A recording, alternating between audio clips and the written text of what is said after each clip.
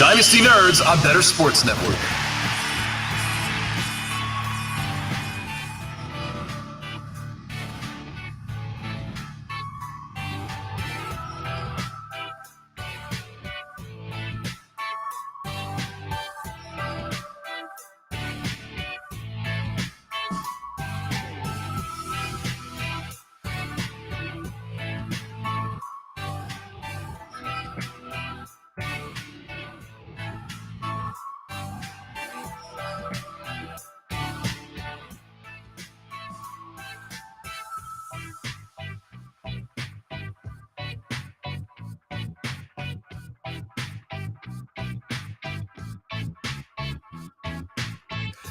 Good evening and welcome to the Dynasty Nerds show on the Better Sports Network. I am Dennis Bennett and I am in for your regular host, Garrett Price, who is away enjoying some family time. I hope he's having a great time. We have a great show tonight. I have a couple great guests lined up at 9:15. We have Stephen Pintado. He's going to come in and talk about an article that he released recently. It's going over the old axiom, a tight end really a rookie quarterback's best friend. Stephen dove in, did a little bit of research, and has some interesting stuff to talk about there. At 10 o'clock, we're going to talk landing spot lottery with Dan Toomey and see where he'd like to see this rookie class land to maximize their fantasy potential. I'm also going to sprinkle in some rookie mock draft ADP talk. We've conducted 7 rookie mock drafts over at Dynasty Nerds. Things seem to be starting to shake out. We've added a third round the last couple mocks we've done. We'll release another one before the NFL draft, and that one will be a full 4-round rookie mock draft, a super flex, and a 1-quarterback draft. And then we'll also talk some rookie running back rankings. I released my rookie running back rankings last week. Over on the Fantasy Football Roundtable. So if you'd like to get ready for your own rookie drafts, you can get the Dynasty GM, your way to manage your Dynasty teams across multiple platforms. It has a league analyzer, player shares tracker, trade calculator, trade browser, rankings, and more. Get 15% off with the code BSN15. We have a little bit of Dynasty news that we need to talk about. If you've been keeping up, Chris Mortensen of ESPN is reporting that the Panthers are all in on Bryce Young. That seems, Bryce was the hot guy going into the offseason. He was ahead of C.J. Stroud on a lot of boards. And then C.J. Seemed to pick up the pace after the Georgia game. He ended up having a really great combine, threw really well.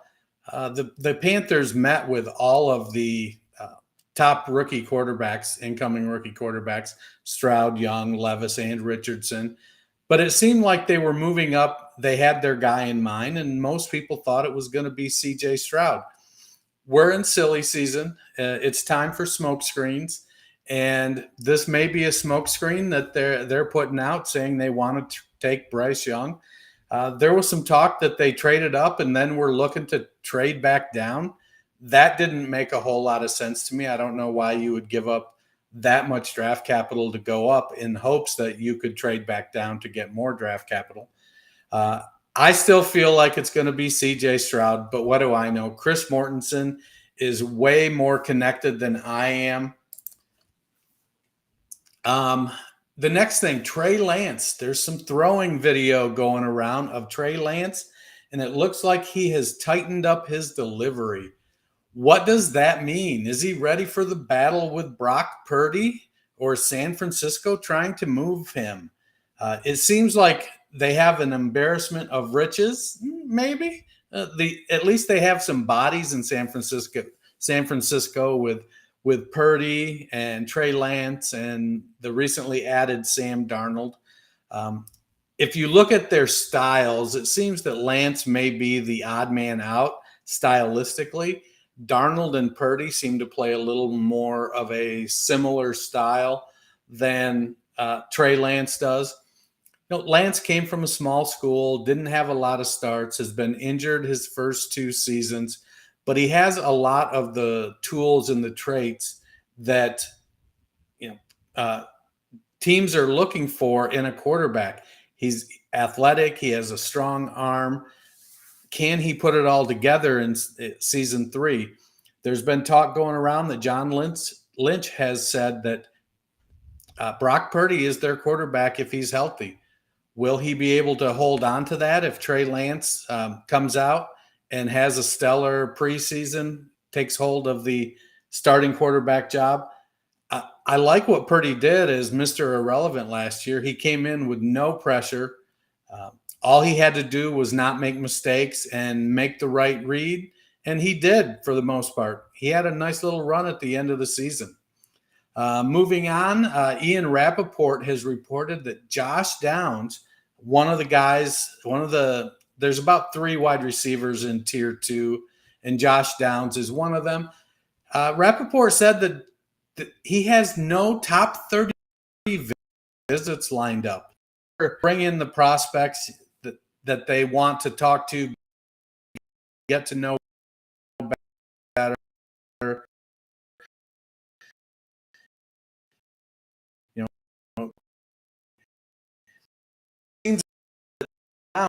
Does not have came out and teams are doing top 30s a lot of the time. They are checking on injury statuses. Have things improved? Is there an off-field situation that needs a little bit of touching up? Has that been resolved? If there are no red flags off the field or medically, often they don't really need to bring players in for a top 30 visit. I don't know if that means everybody is comfortable with Downs and he's going to go a little bit higher than maybe we expect. Could he be a mid-first round guy? Tier 2 of these wide receivers, they're not big guys. Jalen Hyatt and Downs and Zay Flowers, they're all in the 175, 180 range, between 5'9" and 6 foot. So they're skinnier, shiftier guys. I think they all have a place in the NFL. Once we find out their landing spot, it's going to be really interesting to see what the depth chart in front of them looks like. So as I was trying to put this show together, I was looking at what might be an interesting thing to talk about. And that was when I reached out to Steven. As the managing editor at dynastynerds.com, I was very interesting on how the old axiom might work out. We hear a lot of times rookie quarterbacks are getting their when they get their starting job, they like to check it down. We'll talk more about that with Steven. He has some very interesting takes on that. What are the things that you can do? It's Sports Talk 3.0 on Better Sports Network. Join our live talk shows wherever you are with one push of the button at bettersports.com. Chat with our community and our hosts in real time on YouTube, Facebook, Twitter, and Twitch. It's amazing what we've done with the interface. You can talk with us on all of those platforms. Hey, look, it's Sedated Fork and Just Josh in the chat. And hey, there's Steven. How you doing this evening, Steve? I'm doing good, Dennis. How's it going today? I'm having a fantastic day. I'm out here in sunny Southern California, enjoying a little bit of vacation myself, and just looking forward to talking fantasy sports for the next 2 hours. Oh, I love that. Can't beat a situation like that. So no, not at all. So we were talking a few weeks ago about the is a tight end a rookie quarterback's best friend, and you dove into the numbers. Kind of give us sort of an overview of what you found out when you were looking at that situation. Yeah, absolutely. No, I'm a big fan of numbers and looking at data and things like that. So doing an article like this was a ton of fun to do because you could look at it and bring the numbers in certain different ways, which is always fun to do. But we based this article kind of off at least a rookie quarterback to have started at least 8 games. We didn't go any fewer, so they had to at least started 8 games. And I did my data just about 20 years or so, and at least 52 quarterbacks played their rookie season with 8+ games in them. Now, how many of those, and I took some other data, including the average target share for a tight end over the last 7 years, because couldn't find any more data on target shares broken up, especially with the tight ends. So I took it from 2013 to 2022 in terms of how NFL teams were targeting their tight ends. And it came out to about like a 20, I believe it was 20.82.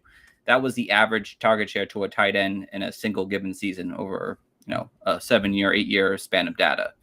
And I kind of broke it down per a decade from the 2000s, 2010s, and obviously the 2020s here now. And overall, there were 23 quarterbacks that averaged above the average target share for a tight end, which, that doesn't equal out to 52. It's if you double it, that's only 46. So I looked at some numbers like that. I kind of broke it down in terms of, like I said, by the decades. And it seemed like early on in the 2000s, it looked like that the target shares were above. Tight ends were getting targeted in the early 2000s by several rookie quarterbacks over that time frame. And then over the 2010s, it looked like that number increased. And it went all the way up to 21. Where's my number? 2139. And that's a pretty significant increase from the 2020s. There's about almost 0.5% increase. And you could see why, guys like Jason Witten, Zach Ertz, Delaney Walker, Greg Olsen, some of these tight ends were really coming into their own in the 2010s. And you saw that increase take form there. And then we go into the 2020s. That number hasn't really hit that mark yet, but it's getting there. And so in a general sense, what I came up with was that it's really a tight end really isn't a rookie quarterback's best friend. There is definitely some favoritism in certain quarterbacks for sure, but I don't know if it's completely there yet. But I think the way we look at the 2020 situation right now, because I didn't go into detail about that just yet, but you saw a lot of tight ends hit career highs in terms of their target shares. There was 4 rookies that hit that average target share in the first 2 seasons already. And I think that number could increase over the years, especially with, all these tight ends coming into the league now. Like this rookie class coming in is a really big tight end class. There's been a lot more tight ends becoming more pass catching tight ends than just the inline natural blocking tight ends that we've known for over 50, 60 years now. The tight end position is evolving. And I think right now I can say by the numbers that a tight end's best friend isn't a rookie. Tight end isn't a rookie's quarterback's best friend, but I think by the end of the 2020s year, that number could actually become more of a truer statement.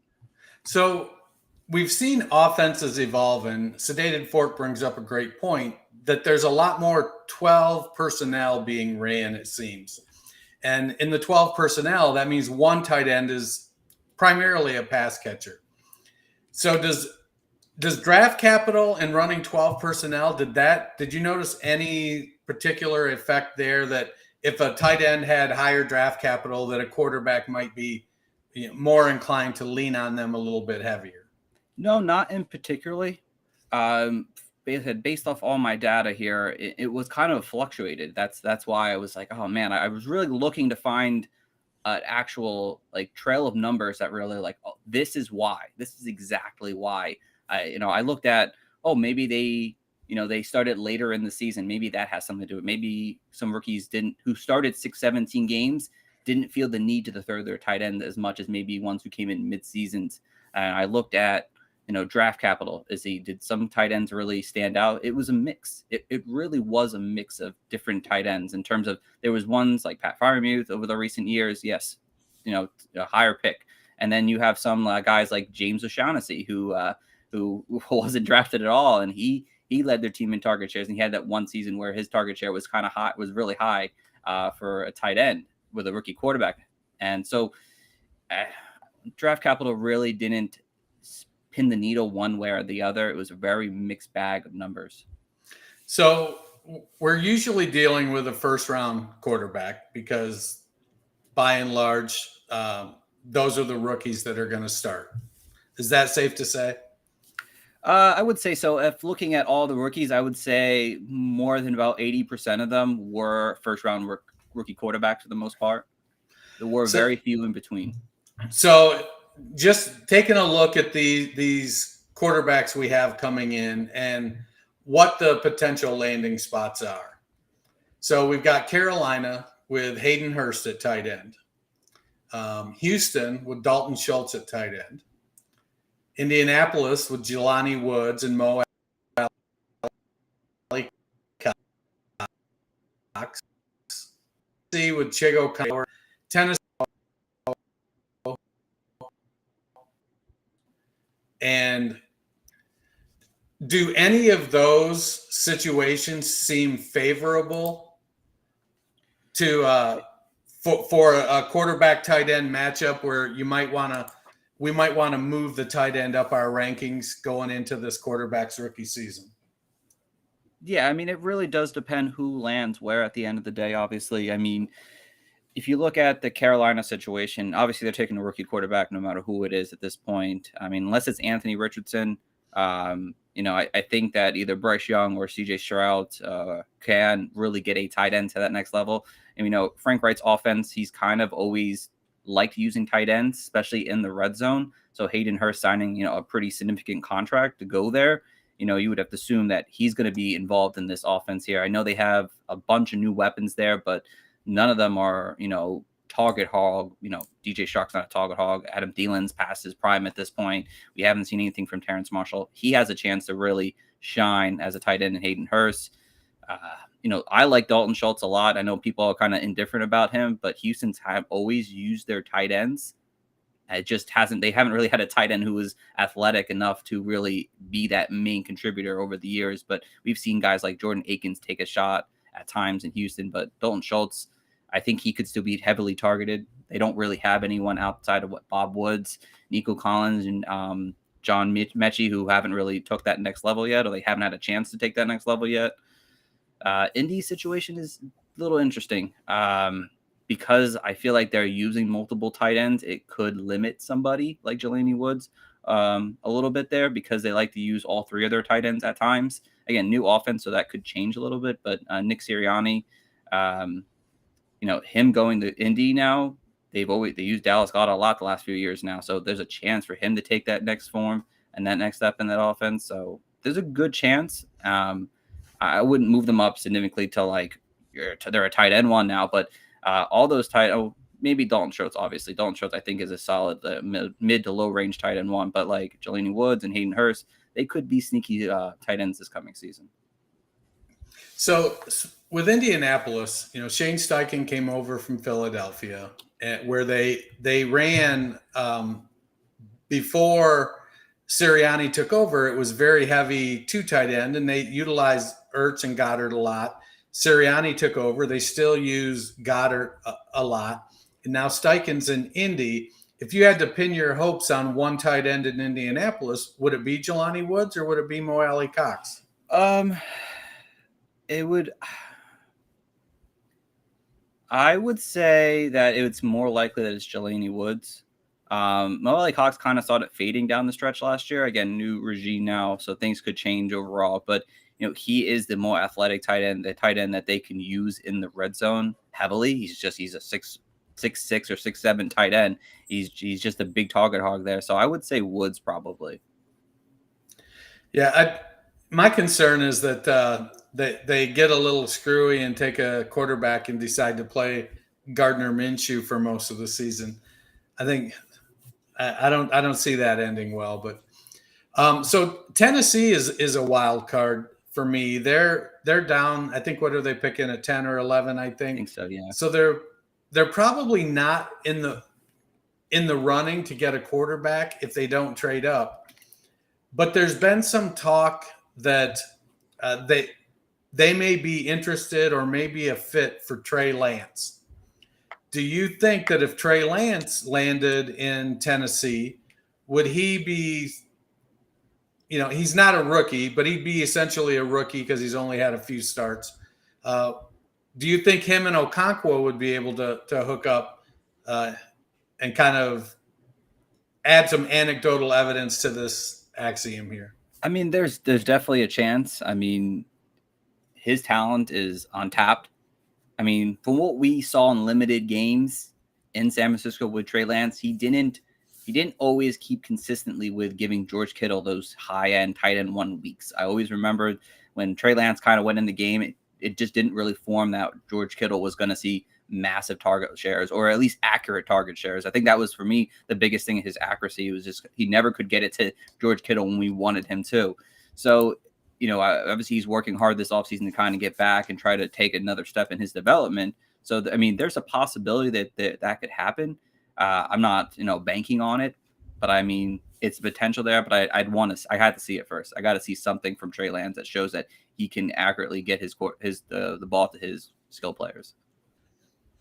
So I kind of took a peek back at the last 3 draft classes, and we had Pickett, Trevor Lawrence, Mac Jones, Zach Wilson, Justin Fields, Joe Burrow, Tua, and Justin Herbert were the quarterbacks that met your 8-game threshold. Yes. And Hunter Henry actually was like the guy for Mac Jones and for Justin Herbert. That's true. Do you think that, he was high second? Dennis, you still there? New England now, is he gone, or is Gesicki going to be a target hog? So I'm obviously a big Mike Gesicki fan. He's from New Jersey. He played on my Dolphins for obviously many years. There had to have been a reason for them to bring in a guy like Mike Gesicki to use him, actually, to be, I think, what everyone expected, Jonnu Smith to do a couple years ago, is to be that kind of athletic tight end to do things down the field. And, Mike Gesicki can do that. I think Hunter Henry, I think he's limited to some extent, though, because I think Hunter Henry, he is a good tight end. Hunter Henry is a really good, solid tight end. So it will be interesting to see how they use Mike Gesicki. If they use him as more of an inline tight end, that's just not going to work. Obviously, their passing offense right now with the receivers, outside of really Juju Smith-Schuster, they don't really have anything else that screams, a threat in the passing game. So if they use Mike Gesicki as more of a actual pass-catching tight end, receiver, whatever you want to call him, there's potential for, I think, both to succeed, but I think Mike Gesicki has a chance to really thrive in this offense here, because they need to throw the ball to someone. And, Devontae Parker, he's way past his age now, and there's really no one else there. Tyquan Thornton, he had some flashes, but I don't really see it in him. But Mike Gesicki has a chance. He's going to probably be one of my sleepers this year, probably a deep sleeper this year. But there's a chance for him to succeed in New England. Yeah, I feel like Gesicki is stepping into the Juju Smith-Schuster role, or not Juju, the Jacoby Myers role in New England now. I know they signed Juju, but Juju's kind of redundant with Gesicki. So when you look at the tight end, you said you felt like by the end of this decade that we're going to we'll see the axiom kind of more as a more truthful statement. Is that because it's just turning into more of a passing league? Tight ends are just more athletic and they're more involved in the passing game. They use more 12 personnel. What is it you think that's going to move the NFL and tight ends kind of into a higher volume asset for NFL and for fantasy? I think a lot of it has to do with the passing. I mean, in the 2010s, if you look back at every year of the top tight ends, there was a lot of good tight ends, by names. Oh, I know that tight end. He's a good tight end. Nowadays we don't really have that steady group of 6 or 7 strong tight ends that we can confidently say he's a really good tight end. He's really good for fantasy. Sometimes we'll have 3 or 4, and then sometimes it will kind of break down a little bit. So I think with the way the passing is going in this league here, you're going to see more and more passing yards. I mean, we're seeing career highs in pass attempts over many, many quarterbacks now. And it's just, I don't think it's going down. And, you also have to think the extra game of the season this year. That over the last few years now, that's probably going to take some impact in terms of passing to the tight end a little bit more. But yeah, I mean, I really do believe that by the end of the 2020s that we're going to see that higher target share for this decade here. I mean, you're seeing already, if I pull my notes back up here, since 2020, we had 5 tight ends reach career highs over the last 3 seasons here now. So I don't see why that number can't increase. And especially with this class coming in with many good tight ends, there's a lot of depth. Like this could be the next group of really good tight ends that kind of thrive for our fantasy seasons over this next 7 or 6 years. So, with this group of tight ends coming in, it seems like we've got one all-around tight end, and that's Michael Mayer, and then a bunch of, for lack of a better term, Mike Gesicki types. Yes. Do you think that, when Baltimore drafted Hayden Hurst and then 2 rounds later drafted Mark Andrews, I was all about, I'm drafting Mark Andrews. He's the pass catcher, and it turned out to be right. Now, what are some situations maybe where Dalton Kincaid or Luke Musgrave could go to where they don't have to worry about being a blocking tight end? Because we don't play in point per block leagues, and we want our tight ends to catch the ball. Mayer, it feels like he's going to be one of those guys that is going to get on the field, but then he's going to spend a lot of time in line, and it may hamper him for fantasy. Is there a team or two where you'd like to see Kincaid or Musgrave go to? I mean, I'd say a couple teams that come to mind off the bat real quickly. I mean, I know Cincinnati just signed Irv Smith Jr., and I do like Irv Smith, but he really hasn't. He has broken my heart for 2 seasons. Exactly. In a row. That's kind of my point, is that he hasn't shown us that he can be a consistent tight end. So, I mean, I wouldn't be surprised if they do make a heavy investment if one of those players fall to where they think, oh, this is a good pick. We have to take this guy.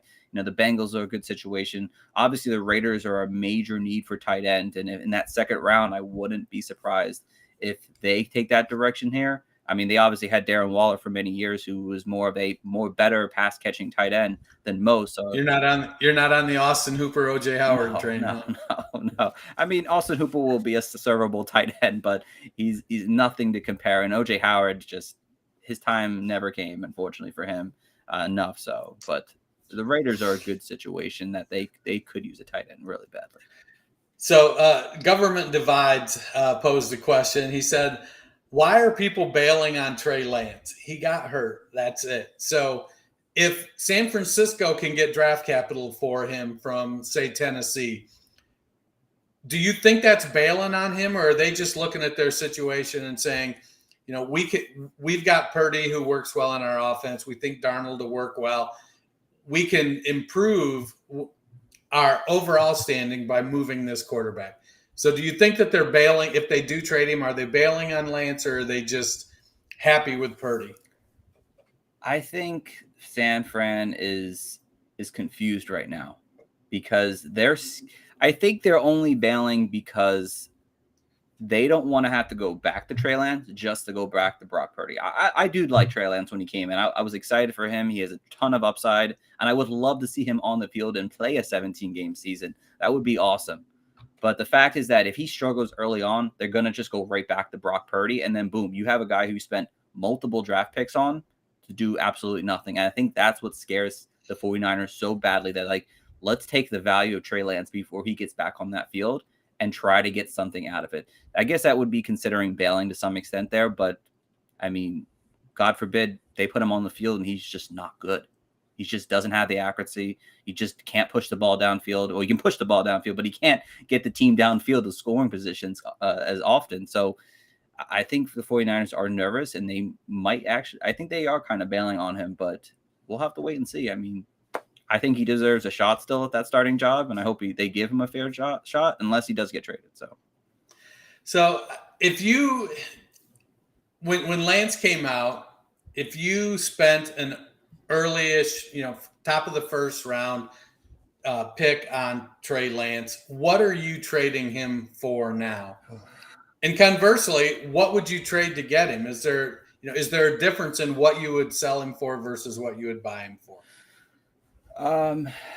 Let's see. And we're talking in fantasy terms, right? Oh yeah. Okay. I just want to make sure. It will depend on what I need. I think if you want to take that risk and do a late first round pick in a super flex league, and you're not getting in, say you're a contending team and you're in the back half and you just can't get one of these top quarterbacks, obviously, a late first is a little risky, but I think it's decent value for the upside that Trey Lance provides. I mean, obviously, I would probably prefer multiple second round picks in terms of a super flex league for Trey Lance. I think that's more comparable value at this point. But I think a late first isn't crazy. I think that makes the most sense for a guy like Trey Lance because you're taking on that risk, but you're also taking up the upside that he can offer you as a quarterback for your team and that rushing mobility that he has. All right, so I'm going to be talking about our mock drafts, ADP, and I'm going to dip into it a little bit right now. So guys going, of course, in the towards the end of the first round, you're looking at Tank Bigsby, Josh Downs, Roshan Johnson. Do you want any of those guys over Trey Lance? Zay Flowers. I would say I would want them right now because I love those prospects. Bigsby and Johnson are my RB 4 and 5 or 4 and 5 right now. And I love them. I probably would. But again, taking him now is a big risk because I've talked to many people and they kind of agree with me that this class is very landing spot dependent. So it's a risk to take that right now. You'd have to take on that risk. So they could all end up in situations we just hate. And then, okay, maybe I would want Trey Lance at this point now. So you have to have that comfort level that either you're taking Trey Lance now and taking that risk, or you're going to hold on to your pick and see what happens. I mean, you can always wait until the draft to make that selection. You don't have to do it right now. But as of right now, in terms of talent, I want the running backs. But it comes with the landing spots for them by the time the draft comes around. Yeah, to me, it's definitely based on how your team is made up. Because if you can get Lance and he pans out, you're never going to be able to trade Tank Bigsby straight up for Trey Lance if Lance hits. Right. Or Zay Flowers straight up for Trey Lance if Lance hits. Now I'm curious to see what would happen if Trey Lance landed somewhere where the team believed in him, because it does feel like San Francisco has lost faith. And partly because Purdy came in and executed the offense. And, I don't know how good he'll be over a full season for fantasy. He definitely feels like Derek Carr to me is kind of what Brock Purdy feels like. Derek Carr. I kind of wanted to say Kirk Cousins, but Cousins has had a couple, mid-level QB1 seasons. And so I'm a little hesitant. It feels more like Purdy will be sort of in that 12 to 20 QB 14 to 20 range for most of his fantasy productive career. So, we saw last year Purdy only started 5 games last season. So he didn't make the study with George Kittle, right? That is true. He did not make the study, unfortunately. Yeah, but he sure seemed to be Purdy's best friend at times, didn't he? Yes, that is true. He was 5-0. I mean, he did well in those games. So, Government Divide said Lance to Atlanta. Let's go. What do you think, Lance or Ritter? Who you got? I think Lance still offers more upside. I don't think Atlanta would make that move because then they're just going to put themselves in a situation where just all right, well, now we're going to have a battle, which I guess isn't a bad thing. You have 2 potential upside quarterbacks, but at what cost is Trey Lance going to cost you to get him? Try building your team around Ritter, but I would probably take Lance if I had an option. Yeah, I don't know about Ritter. I think he's going to get the shot this year, in part because I think Atlanta's going, what's the worst thing that happens? We could get Caleb Williams. It's true. So, and we know Taylor Heineke is not that guy. Taylor is a guy that'll come in when your starter goes down, get you through the rest of the game, have a couple games where he's okay, but he's just not going to be able to carry the team. Well, Stephen, I appreciate you coming on. Can you tell the folks where they can find you? Yeah, guys, you can find me over on Twitter at Coach Stephen P. I'm always writing articles for Dynasty Nerds, so always check out my work over there and hit me up anytime with any fantasy questions. So awesome! I appreciate your time this evening. Absolutely, great article. Thank you, appreciate it. You guys should all go read it. Thank you. Take care.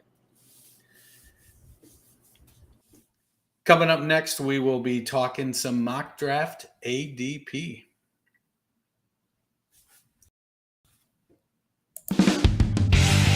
Moose and Keith.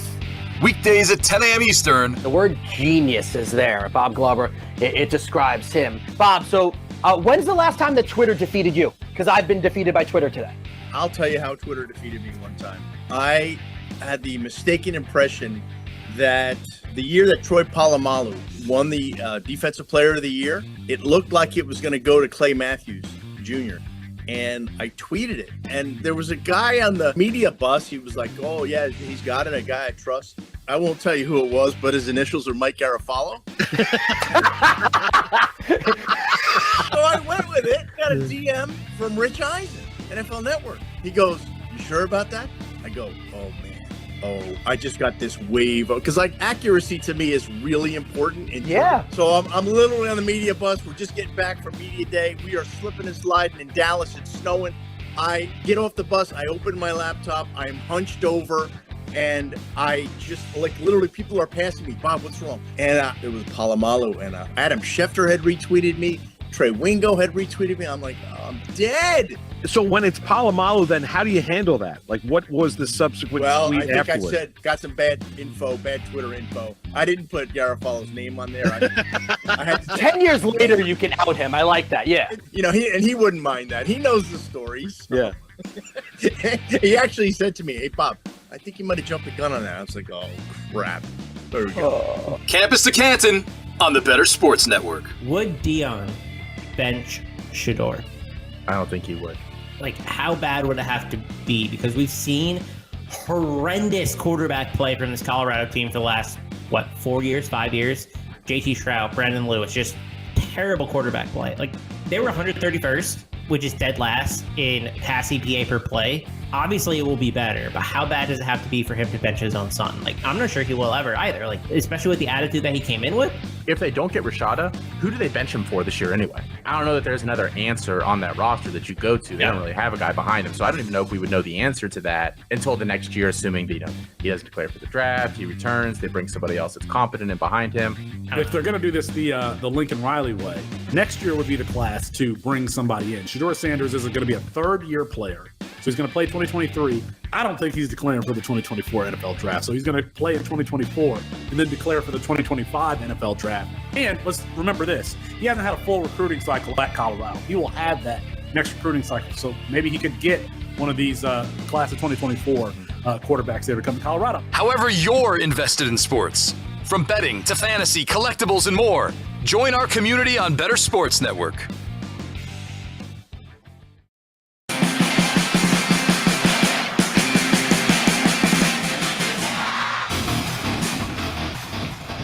All right, and we are back. Thanks again to Stephen Pintado, Coach Stephen P. on Twitter, for talking about his very interesting article about whether or not a tight end is actually a rookie quarterback's best friend.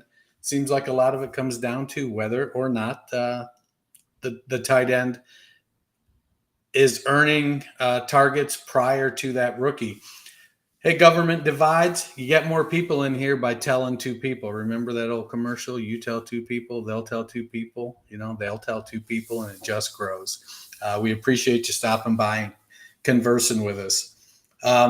We're going to go ahead and get started here. The Masters is here, and you need Fantasy Alarm to set your daily fantasy sports lineups and make the cut with the award-winning DFS playbook. Get winning plays, analysis, projections, lineup generators, and more.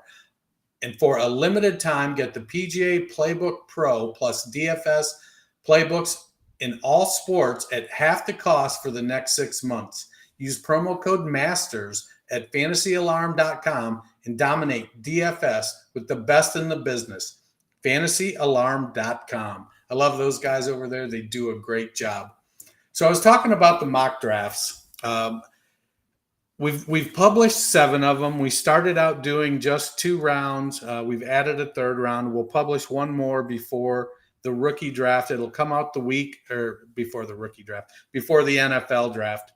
And it will come out the week. We'll release a round a day starting on Monday so that round 4 comes out Thursday afternoon before the NFL draft kicks off.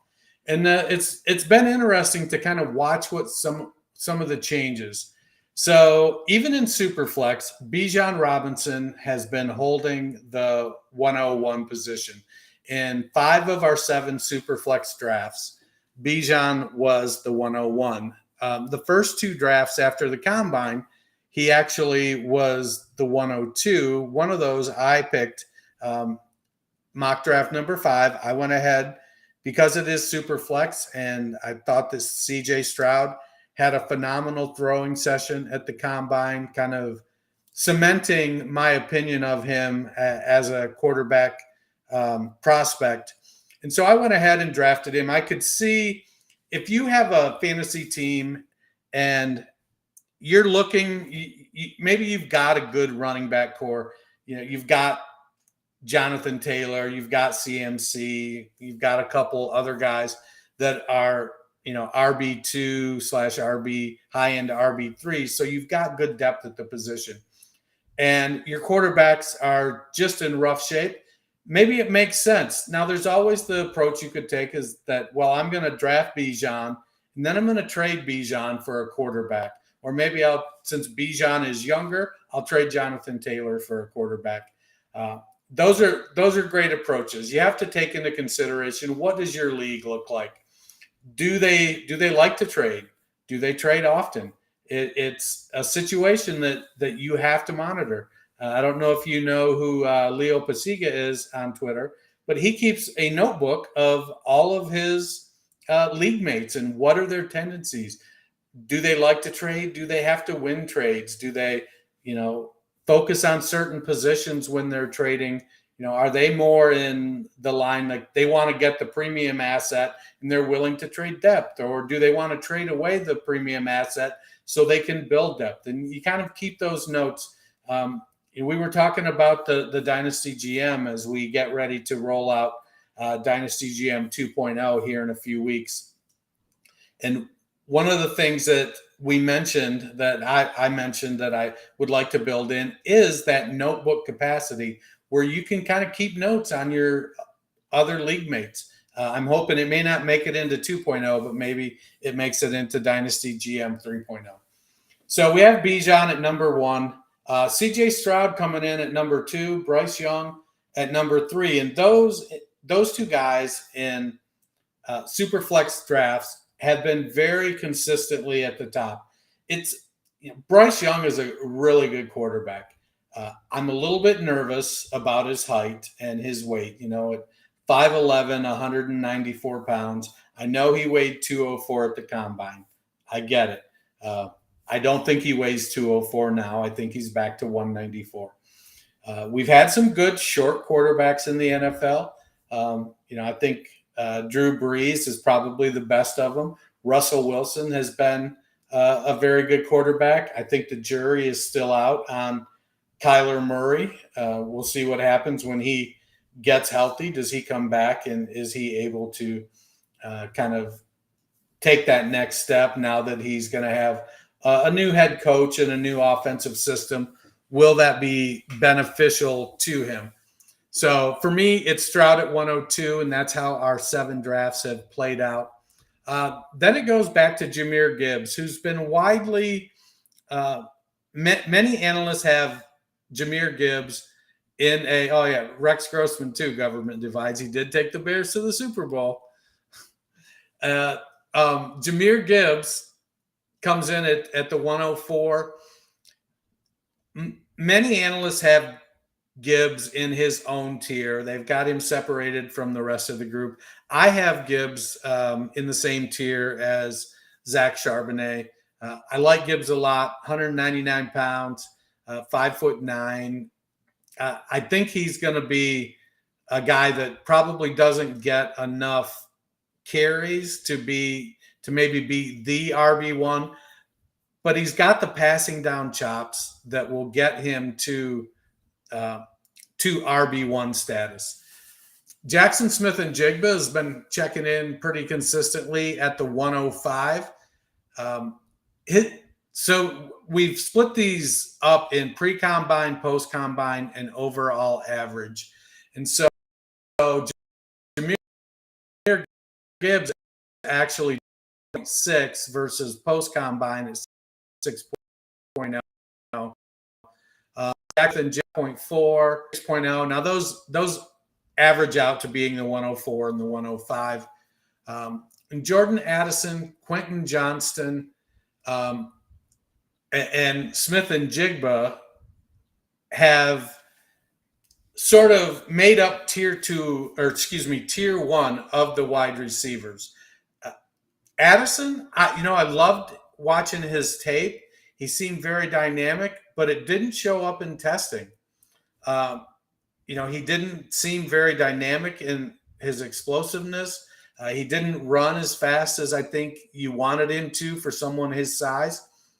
But, man, when you look at his tape at Pittsburgh and at USC, he just got open and he made plays.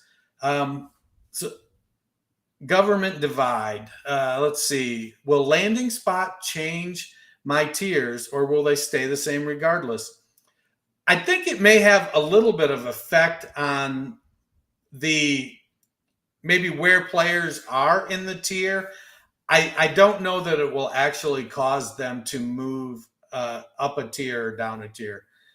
Emmanuel Camacho says he's doing one of 3 things in a 12-team Superflex league. He's trading away the 102 this year for a known talent like Waddle or Lamb. I think that's fantastic. Trading away Kyler Murray for a known wide receiver and drafting Anthony Richardson with the 102. All right, that was only 2 things, but Richardson is a gamble. I like Anthony Richardson's talent. We've seen Josh Allen go from being an inaccurate college passer coming into the NFL. Okay, there's number 3. Draft JSN if he gets drafted somewhere awesome. At the 102, I think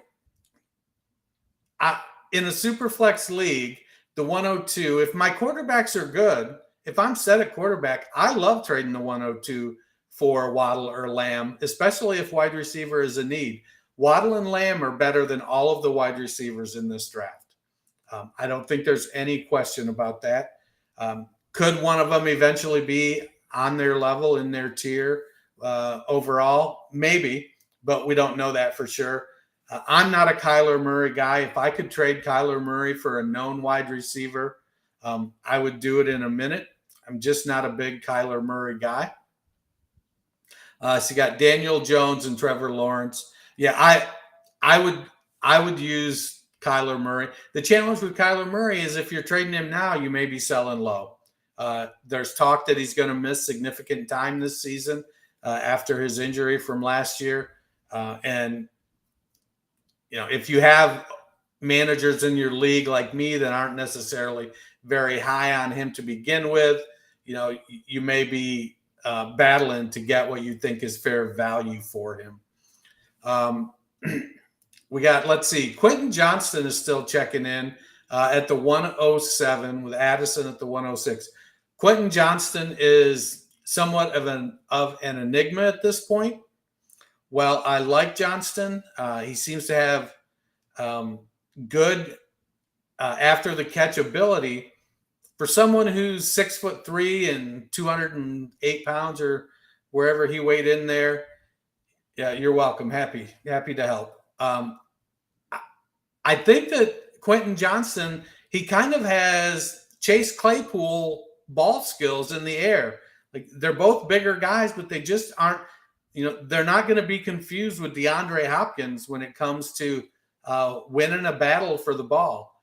So Johnson is a guy I could see maybe sliding down if his draft capital ends up being really poor. Kind of to reference an earlier question. Will Levis checking in at the 108 and Anthony Richardson at the 109. Now this one's interesting because this is pretty heavily. We did 4 drafts before, or 5 drafts before the NFL Combine, and we've only done 2 drafts since the NFL Combine.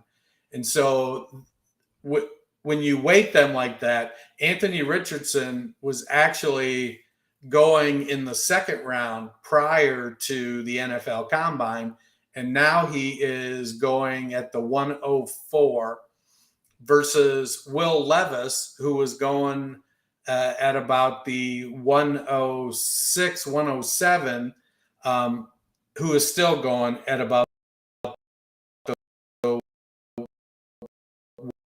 108.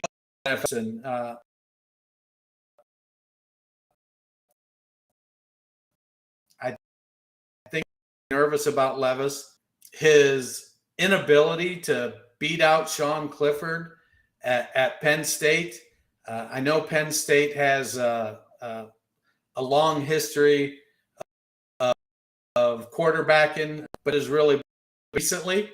So I'm a little bit nervous about Will Levis. Look, I have 20 dynasty teams, so I'm probably going to roster some Will Levis. No crystal balls for me, sir. No crystal balls. Interesting, based on pre-combine drafts, Sean Tucker actually checks in at the 110. So that's pretty heavily weighted pre-draft, because he dropped all the way down to pick 20 post-draft. So there's a lot of people are starting to sour on Sean Tucker. His not working out, like, I think that's affected. He didn't work out at the pro day. He didn't work out at the combine. He released that video of a workout that was done. I'm not sure what his medical issue is, why he wasn't able to work out. Zach Charbonnet checking in at the 111. Again, heavily weighted. He was 14 pre-combine, 9.5 post-combine. Tank Bigsby at the 112. He's stayed fairly flat. When we get towards the end of the show, I'm going to talk about my personal running back rankings, and I will share some of my love for Tank Bigsby then. At the 201 or pick 13, we have Josh Downs. Downs has been he was pick 15 or averaged out to pick 15 before the combine and after the combine, and that was really weighted. That our 5th and 6th drafts, he dropped down to the mid-2nd round. But since then, he was the 112 in our last draft. I think he's going to be just fine. Again, he's one of that contingent of small guys in Addison, Downs, and Flowers that make up tier 2. And they all bring something to the table. And I want to see where they land, what's their path to touches, and to be able to get them to get some kind of certainty with what their path to touches are. At the 202, we have Roschon Johnson. Johnson was not getting drafted for the first 4 drafts. I think he ran a little bit slower than was expected at the combine. I like him. He's one of the big backs in this class, and there's not a lot of them. Plays pretty well. His biggest issue is he was stuck behind Bijan Robinson for the entirety of his career. He played well when he got in, 6 foot, 219 pounds. He runs the ball well. He can catch the ball. It'll be interesting to see where he lands does he get an opportunity to be the guy when he gets drafted? And then the last guy I'm going to talk about at pick 15 was Zach Evans. He was pretty steadily going in the late first round in the early drafts, and then he's dropped off. He was actually dropped all the way to the third round in our last two drafts. As I think some of our guys have gotten deeper into the film, and Evans started out at TCU, kind of didn't, he came out, he was up there. He was a very highly regarded recruit coming into college, and just never really lived up to the expectations. And so now he's kind of going in the early to mid third round in our drafts. Draft capital, I think, is going to push him up, and I want to see where he lands. The NFL right now is going to committees.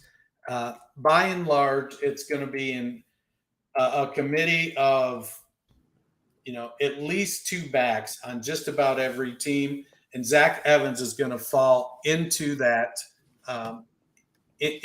range there. So, well, we have our guy Dan Toomey joining us. How are you doing this evening, Dan? I'm good. Although apparently it's not as good as you. I heard you're in Southern California. I am in Southern California.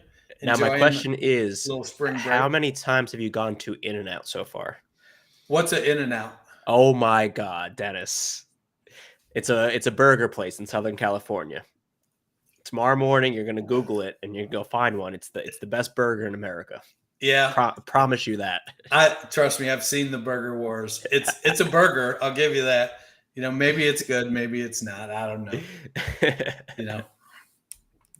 But well, Dan, I wanted to have you on. You've been facilitating as well as writing a lot of our Draft Nerds articles.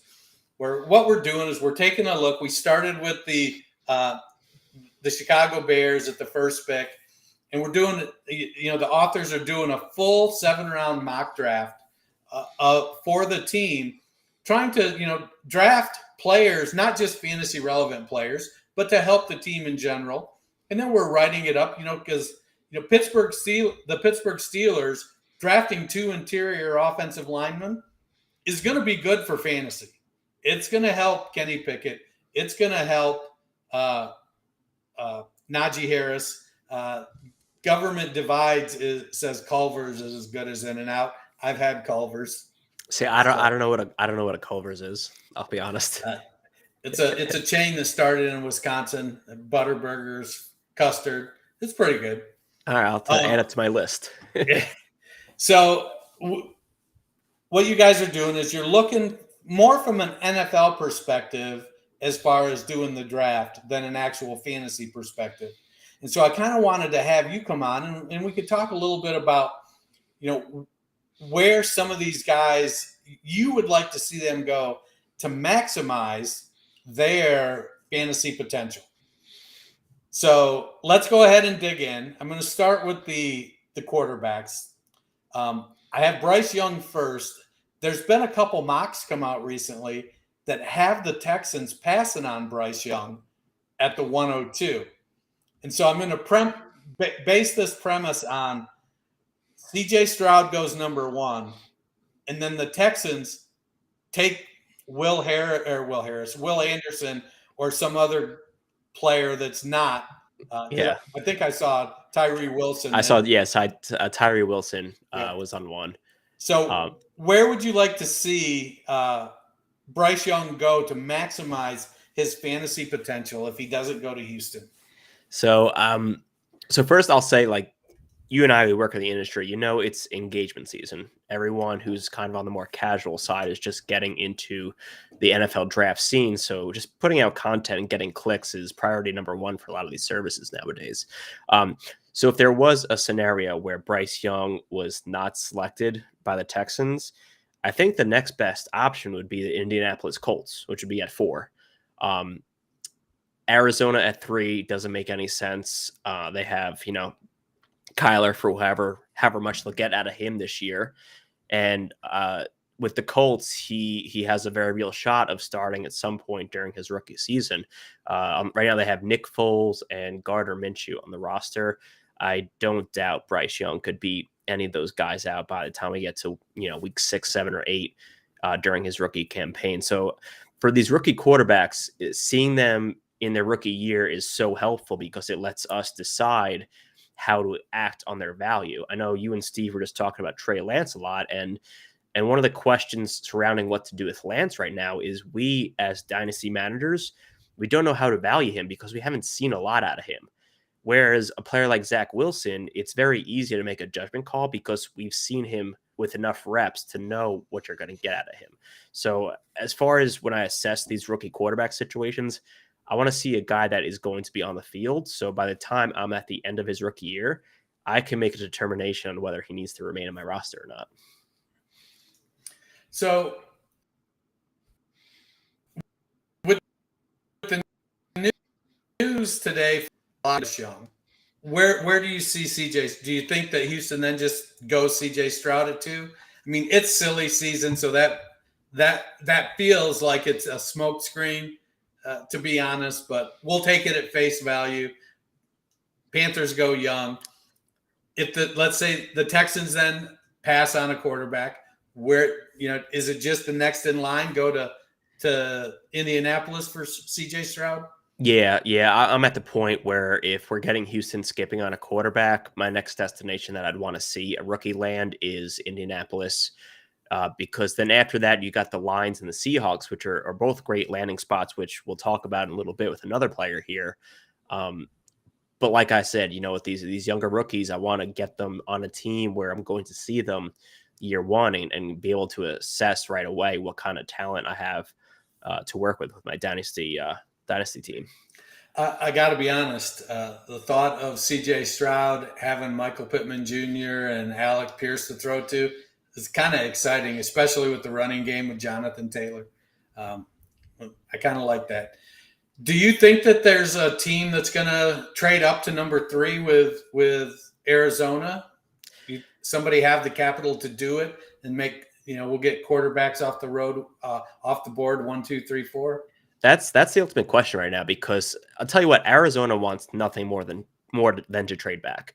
It's probably the worst kept secret in the NFL draft community right now is Arizona does not want to stay at 3. They have one of the worst rosters in the league, and the only way they're going to build themselves out of that hole is by acquiring more draft capital. Like, yes, at 3 they'll get Will Anderson or Jalen Carter or Devon Witherspoon. Their choice of defensive players, but with it being such a write-off season with Kyler missing most of it, I think they just want to start acquiring more draft capital and really kick off this rebuild process, because they just exited a regime where the front office handed out a lot of large contracts, both to players and also to the personnel side with, Cliff Kingsbury. They're going to be paying him for the next 5 years at least. So Arizona wants to trade out. Now, the problem is who's going to trade up? Who's going to be moving up to that spot where Arizona possesses? Because it's going to be quarterback 3 if we assume quarterbacks go 1 and 2. So it becomes how strongly does a general manager feel about either Levis or Richardson? Now, Richardson is the type of player who will probably be the most polarizing prospect in this draft class, but he is a true difference maker on a franchise if you get him in the right situation. We have to remember he only started 13 games so far in college. He's very raw when it comes to a playing experience standpoint. So if he lands in the right situation with the right coaching staff, I do think he can hit the ceiling that everyone likes to talk over and over and over about. I mean, I don't know why Indianapolis hasn't just given up the 2/3 or whatever it's going to cost to go from 4 to 3, unless they're, maybe the Colts only like 2 quarterbacks. This is why I love this part of the year so much, because we don't know what these general managers and these front office guys are thinking, and it's all just a guessing game. And it's kind of like, it's like our fantasy teams. We're pretending we're coaching a team, and, mock draft season is like, pretending I'm the general manager. So it's hard getting in these guys' heads to try to think about what they're going to do. But if I was the Colts, I would be sending the 2/3, whatever it costs right now to go from 4 to 3, and lock in, the third quarterback of this draft class? Well, I know that, we don't know any more than the NFL, or we don't know anything compared to what the NFL GMs know, but you can bet that when we get it right, we let everybody know. Yes. All right. So a guy that I like, quarterback that I like, is Hendon Hooker. And I get that he's my age, probably just turned 58. But he looked really good. And my big concern for him was the offense that he played in. It was stack 3 wide receivers to one side of the field, read whichever one of them 3 is open and throw it to him. And that was it. Is he going to be able to successfully transition to the NFL? And will he be able to land in a spot that affords him time to make that adjustment? Yeah, so that's the problem with him, Cedric Tillman, Jalen Hyatt, all the Tennessee players is they're playing in this Candyland type of offense that just doesn't translate to the NFL. So it's very hard to get a read on what the NFL community thinks about them. But I would love to see Hendon Hooker land with the Seattle Seahawks. Now, I'm not talking about this as pick number 5. Like, I'm not on the hot take express with Hendon Hooker as a top 5 NFL draft selection, but the Seahawks have a pick at 20, or the move I would really like to see them do is we have a couple teams at the back end of the first, whether it be Philadelphia at 31 or Buffalo at 27, teams with more complete rosters where maybe one end of the first round player isn't going to make or break them. They might be trying to move out of the back end of the first round, acquire some extra draft capital, and let somebody come in for that key 5th-year option on the rookie contract. So Seattle picks at 37 in the second round. I could easily see them sending maybe an early day 3 or a late day 2 pick could go from 37 to 31 or 27 to grab Hendon Hooker, get that 5th-year contract, which keeps him under cost control for another year.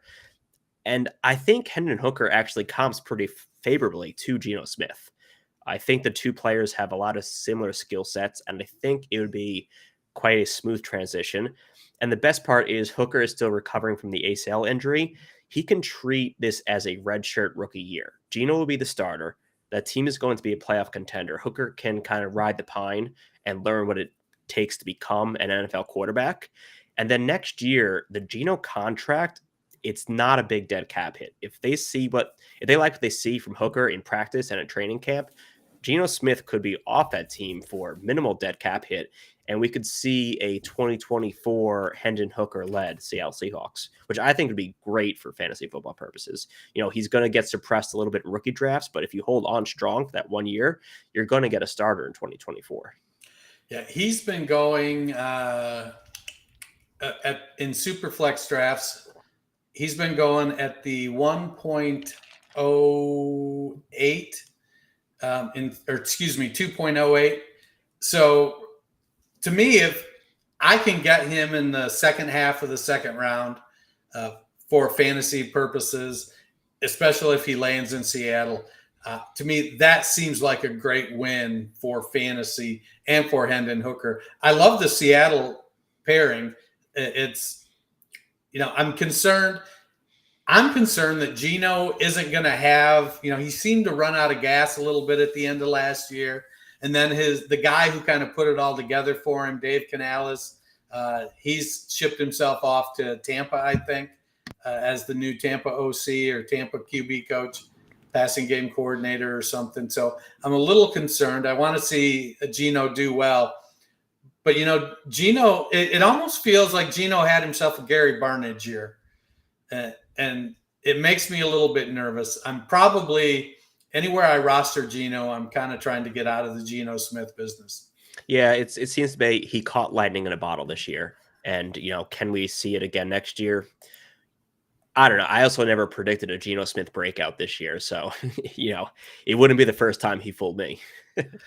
Yeah, it's wild when you look. It was like 6 years or something that he just rode the pine and didn't do anything. I mean, he was on the pine in his 3rd season of his rookie contract. So I like Geno. I like the story from last year. I'm glad that he got himself a new contract, but I do think also that he's definitely Cinderella and Pumpkin coming up. Hey Dan, can you stick around? We're going to take a short break here. Can you stick around through the break, and we'll talk about some of these other positions? Perfect. Thanks. Monday Night Rants with Edward Rouse on Better Sports Network. Do you believe in the Madden curse? Do you think that's a real thing? I did. Now, I don't think it's as big of a deal anymore, but it was a real thing for a solid 10, 15 years. Yeah, it was Sean Alexander, LaDainian Tomlinson, Peyton Hillis. LT was never on the cover. I know that. Was he not? I thought he was one. Okay, well, you do know all the covers of everything. Yeah, okay. So if you want, I could do this real quick. So Garrison Hurst is the first official Madden cover athlete, 1999. 2000, I believe they still put John Madden on the cover. And then 2001 is where it all started. So 2001, you have Eddie George. 2002, Dante Culpepper. 2003, Marshall Falk. 04, Michael Vick. 05, Ray Lewis, first defensive player on the cover. Okay. 06, Donovan McNabb. 07, Sean Alexander. Okay. 08, Vince Young. 09, Brett Favre. Okay. 10 is a trick one because it's no way you know. And Larry Fitzgerald. 11, Drew Brees. 12, Peyton Hillis. 13, Calvin Johnson, I believe so. You're right. 14. No way you know all this. 14, also a trick question.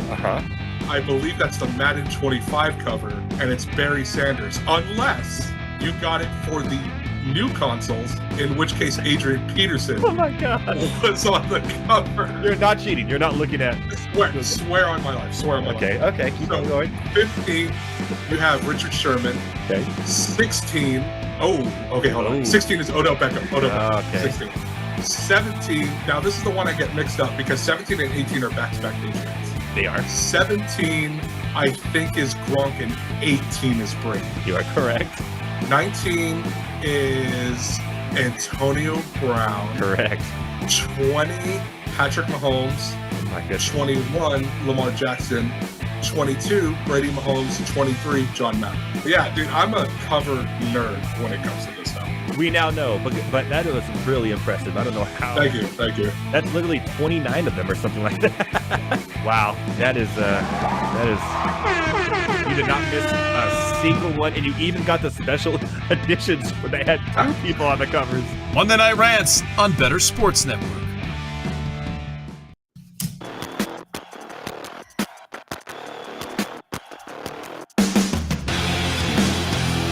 Welcome back to the Dynasty Nerds show on the Better Sports Network. It's Sports Talk 3.0.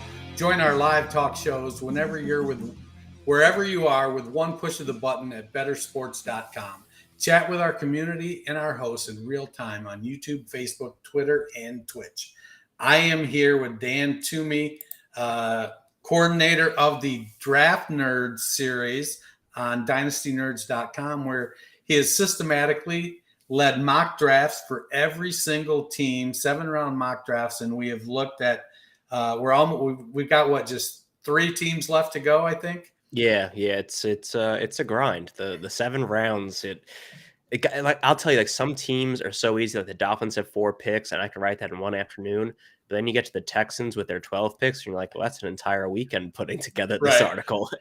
Right. So what we're doing with Dan is we're kind of, since he's been deep diving into these teams, we're kind of taking a look at some of the players in this upcoming draft for our rookie drafts and seeing where Dan would like to see them go to maximize their fantasy potential. So we're going to dig into running backs. We just wrapped up quarterbacks. First off the board is Zach Charbonnet. He seems to have all the tools of a 3-down back in the NFL. Is he going to get a chance to be that guy? And where will he have to go to get that opportunity? Yeah, so Charbonnet, I would really love to see him land with the Chargers at pick 54. I was putting notes together for this show, and I was actually using NFL Mock Draft Database, which if you guys haven't checked it out, is a pretty good resource for seeing. It's kind of like it creates ADPs of industry mocks. So kind of like what we use for fantasy football, but for the NFL draft.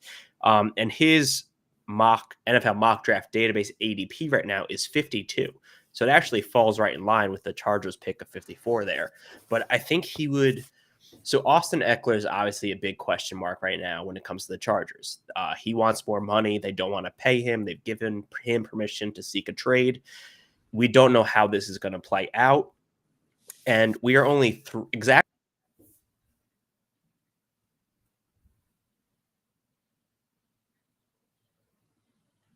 So I don't know if they get that. I would love to have him there as a early down back if Eckler is still there. And then if Eckler is not on the team, I think he has all the skills required to be the main guy there. Yeah, it seems like I don't want to say Eckler's destined to get moved, but they don't seem very interested. 28 years old, 29. He was an undrafted free agent. I think that you can expect from a guy. He did great. Government Divides asked, does Hooker throw a good deep ball? DK needs a QB to help him be the elite talent he should be. I feel like Hooker throws a pretty nice deep ball, right? Yeah, because if you talk about Jalen Hyatt, I think everyone just talks about his speed and catching the deep ball and everything. And for him to catch the deep ball, it's got to be delivered from somebody. That man was Hendon Hooker this year, so I think he's more than capable of doing that for DK's needs. So, one of the guys' favorites on the Dynasty Nerds podcast is Ty J. Spears. He blew up at the combine. You were down at the combine, right? I was at the Senior Bowl. Or Senior Bowl, yeah, excuse I me. got to meet him in person at the Senior Bowl. So he lit up the Senior Bowl, performed well at the combine, but he's just 201 pounds. Can he hold up, and where can he go, to be able to get enough carries and receptions to maybe be an RB1 candidate? This is probably my favorite landing spot out of all the ones that I've come up with. And I didn't even come with today. I talked about this with Garrett. I want to say last week, maybe 10 days ago. The Cincinnati Bengals at 60. If they select Tajay Spears there, how fast is he going to fly up rookie draft boards? This is assuming Joe Mixon is gone in this situation. I know a lot of people say that they worry about the size and him being able to carry the full workload, but I'm fully confident that he would be able to, handle it and be the man. And him on the Bengals, wow, that would be great. Hey, Joseph Leclerc is asking. He wants to know, what do you think about Sky Moore's outlook? I think he's up. He's set up for a much better sophomore year. It's not always easy adjusting your rookie season. I think he's going to take steps forward in his sophomore year, and that offense. You got to just have pieces of that offense. So that's He came from a small school, adjusting to the NFL. He's paired with the best quarterback in the league. And his main competition is Kadarius Toney, who I think just strained his hamstring again. I like what Toney brings to the table from an excitement standpoint. All Sky Moore has to do is just be consistent. If he's consistent, he can be the number one guy there. Or even just stay healthy. Right. Stay on the field. And as much as we love Travis Kelce, we're looking at the sunset. I mean, they're going to have to make some changes going forward. I like Sky Moore a lot. I think the window is closing on being able to get him dirt cheap, and there's still some buzz. People like Kadarius Toney because of the excitement he brings. To me, Toney feels like he just doesn't quite have that. He wants to get his rap career going, and I'm all for having outside interest. You have to stay balanced, but he seems to get injured so easy, and it just makes me nervous. I feel like Sky Moore is set up to ascend this year and be the number one wide receiver in Kansas City. All right, so we'll go back to the running back. So a guy that I'm struggling with because I want to, my note here says he's a polarizing prospect at just 188 pounds. At Texas A&M, Devin Achane was a dynamic runner of the football. He kind of like Deuce Vaughn in college, they got the ball like a workhorse running back in the NFL. But I feel like at 188 pounds, he's going to give up a lot of rushes, a lot of carries. Is there somewhere he can go that's going to offset the lack of carries with enough receptions to make him a low end RB1, high end RB2? I don't know if there's a spot. I'm not huge on A-Chain. I'll be honest with you. The weight definitely scares me with him. I don't know if there is a spot where we're going to get RB1, consistent RB1, low end RB1, RB2 production out of him. The spot I've been kind of penciling in all off season is the Miami Dolphins. And that would be as part of a rotation because obviously they brought back Jeff Wilson. They brought back Raheem Mostert, but A-Chain, he's known for his. They brought back literally everyone. In that backfield. But the problem is they all get hurt. Every one of those guys is guaranteed to miss 2 or 3 games every year. So, at 188 pounds, just add A-Chain into that rotation, and the couple of games when the other two are out, he'll be good to go, and he'll give you a couple of serviceable fantasy weeks. But I don't really see a landing spot that's going to give him like, oh, I could put him in my RB2 slot with confidence week over week type of thing. Like he's going to just have handcuff type upside, I think, when he gets to the next level. I think that's a fair assessment. So moving on to wide receivers, a couple of these guys are my personal favorites. We'll talk about them in a minute. First, I want to go with Zay Flowers. He's settling in right now at the top of tier 2 for the wide receivers. But is his size going to relegate him to being a slot receiver? I know he won on the outside in college, but he's not a very big guy. What team is going to make him a solid fantasy asset in your eyes? Yeah, so this kind of lines up nicely because we're seeing a lot of NFL industry mock drafts putting Zay Flowers into the first round, into the back end of the first round specifically. And I think Buffalo, if they don't trade out, is a great spot for him to go to. This would be first round draft capital, which you love to see for wide receivers. And he'd be plugged into a elite offense with one of the best quarterbacks in the league, learning next to Stephon Diggs, who I think is one of the more technically sound wide receivers in the league currently. So I think Buffalo would just be an amazing landing spot for Zay Flowers. And yes, there is a little bit of competition there for touches, but I think he has the talent where he would earn the targets, to get him to the point where, he's giving you wide receiver 2 production week over week for fantasy football. Yeah, I like that fit a lot. He seems to almost to be he could be the heir apparent to Tyler Lockett. He kind of has enough ball skills that he could be that second guy to DK Metcalf. Lockett's getting up there in years. So if they don't do what we talked about earlier and trade back into the first for Hendon Hooker, I wouldn't mind seeing Lockett go there. What were they, 27? Or excuse me, Flowers at 27? Bills will be at 27 this year. Oh, okay. Or where's Seattle at? Do they have a second pick? Or yeah, so Seattle's at 6, 20, okay. And then in the second round, they pick up 37. Gotcha. All right, so I'm going to go on to a couple of my favorites, A.T. Perry and Jonathan Mingo. So I am team big wide receiver. That's, I like these big guys that can go up and battle for the ball.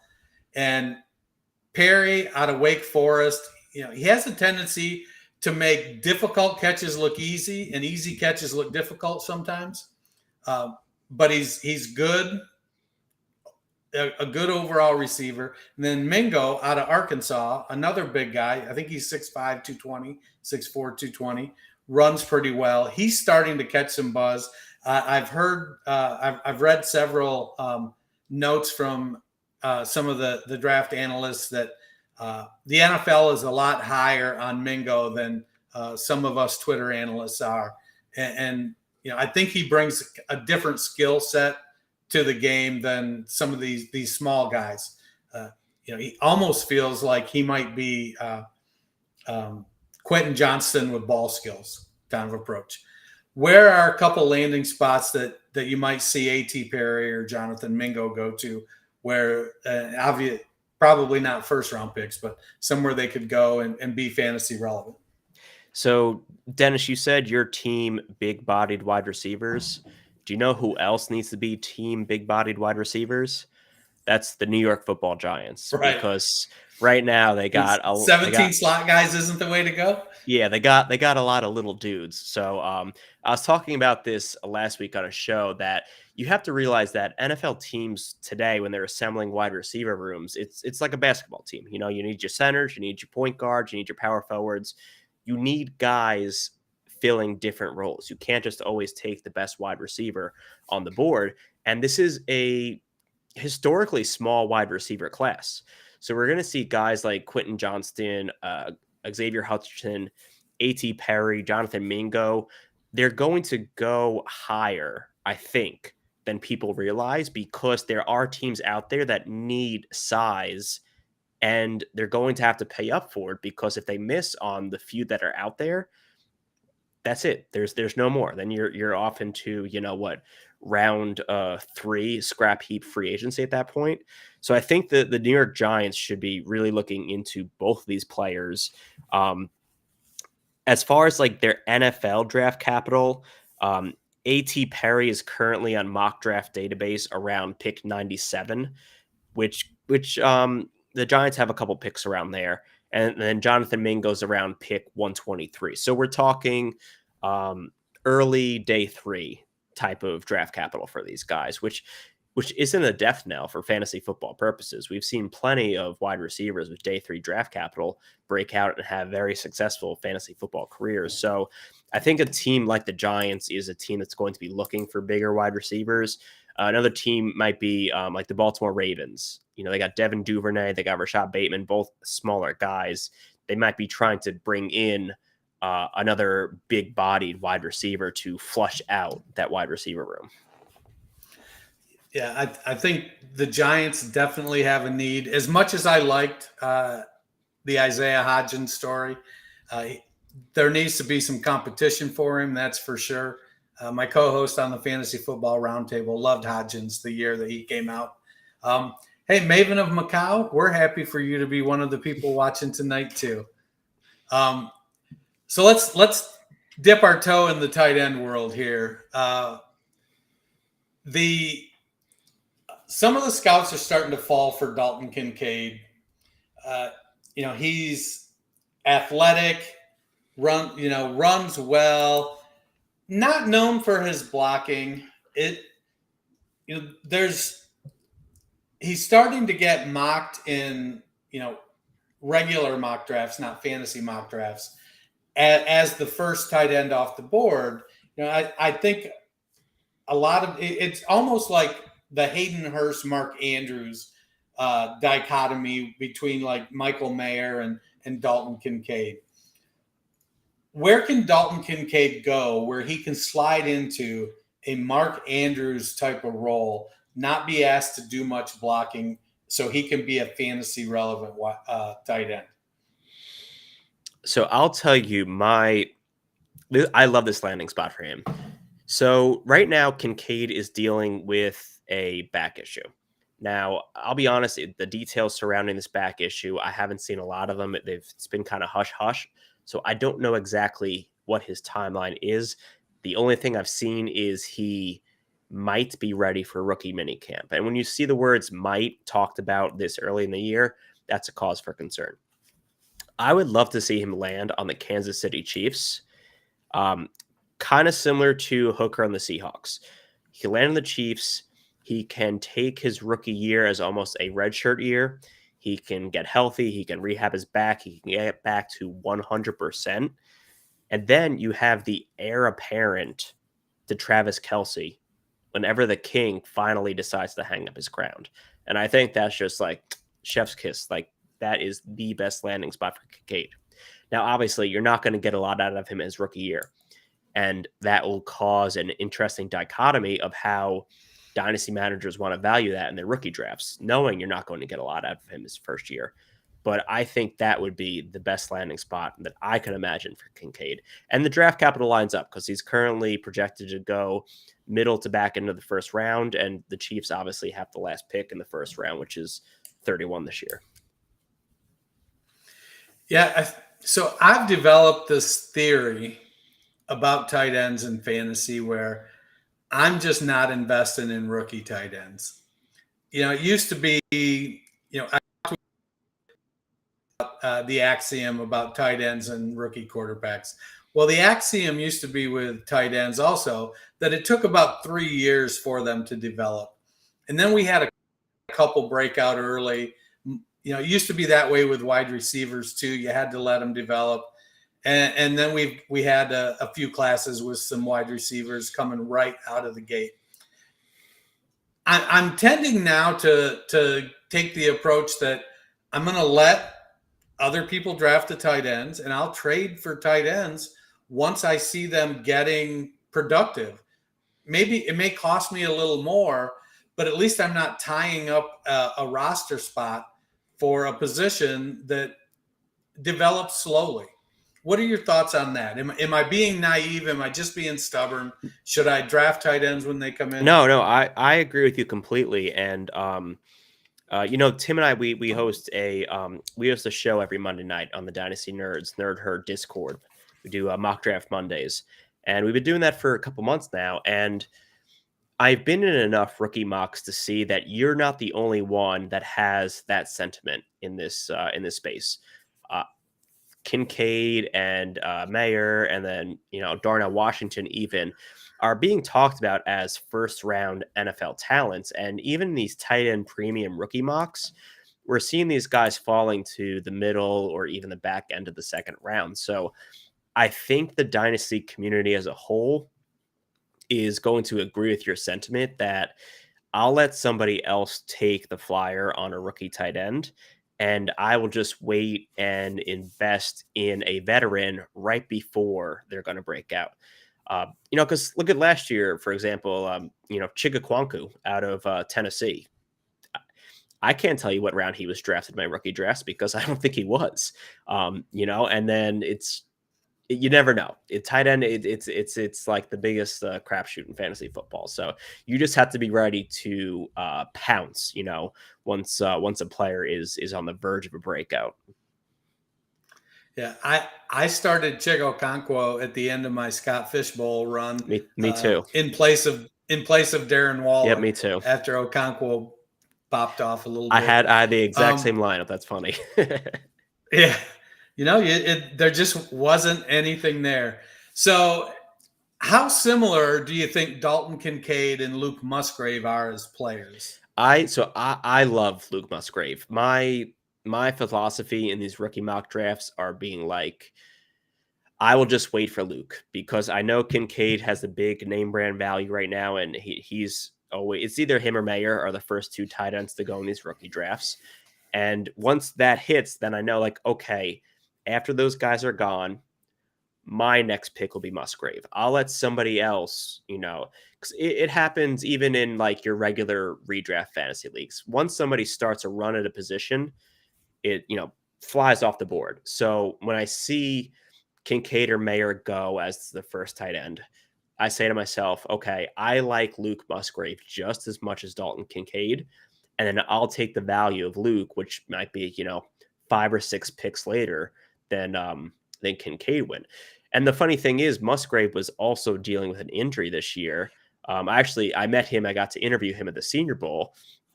He's already fully rehabilitated from that injury. He's fully recovered. So he's actually probably 4 or 5 months ahead of where Kincaid is right now in the rehab process.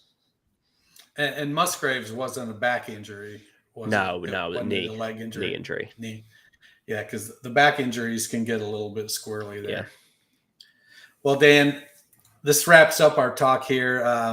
We're getting ready to come up on a break. I'd love to have you stick around with me and make fun of my running back rankings. I love talking running backs. I'm definitely staying for that. So we're going to go ahead and take another short break, and then we'll be right back.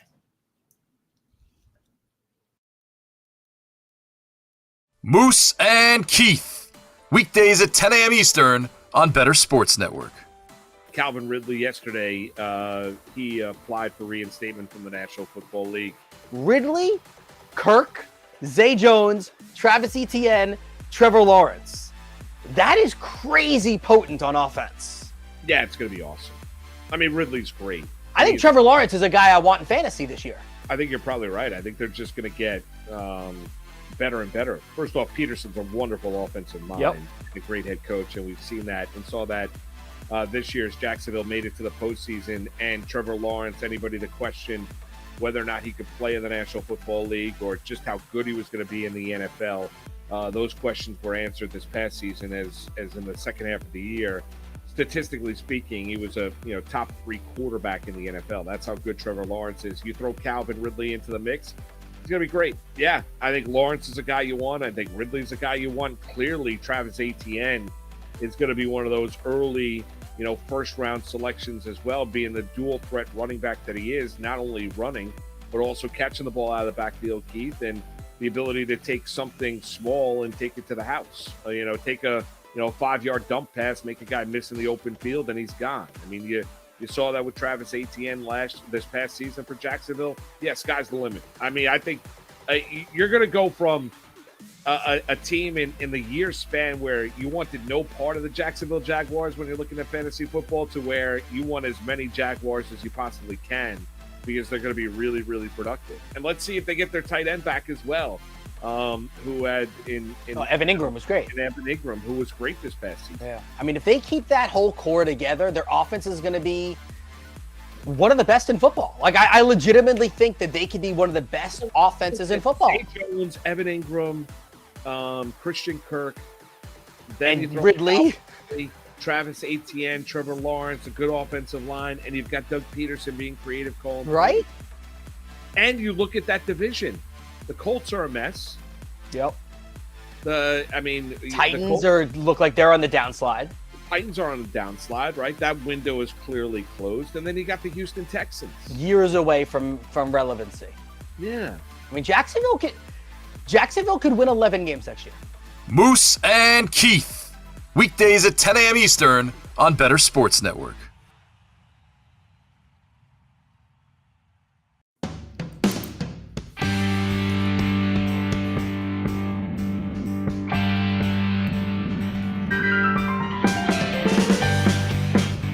Welcome back, and attention Better fans. You can have the Better Sports Network newsletter emailed to you every day. I got mine right into my email box, got alerted that Steffi Smalls and Lisa Ann were having a chat talking about the Masters and all kind of good stuff. It can be emailed to you. The only place to get our daily Better Bet, plus exclusive offers, program alerts, special events, and our top moments. Register for free right now at bettersports.com. Dan is back with me. He's going to finish out the show. We're going to chat a little bit about my current running back rankings for the rookies. Let's get into it. It's, I shook it up at the top a little bit. I went with this guy out of Texas. Roshan Johnson? Yeah. Yeah. Well, it is clickbait time, right? Hey, it's engagement season. You know it just as well as I do. It's when the bills get paid. It's as easy as it is to put Bijan at number one. I do think that we need to make sure we talk a little bit about what the NFL is doing with running backs and how they're devaluing them. Bijan, there have been a lot of comps for Bijan. He seems to be, the latest can't miss guy. I've seen him comp to Zeke a little bit, Saquon, and as good as he is, he's smaller than those guys. He's only 215. Those guys are both around 225, 230. But I saw a comp the other day that I thought was pretty interesting, and that was to Edgerrin James. Now, Edgerrin was a little bit bigger than 215 as well, but I kind of like that because Bijan, we've seen him catch the ball so well. He's so effective in the running game.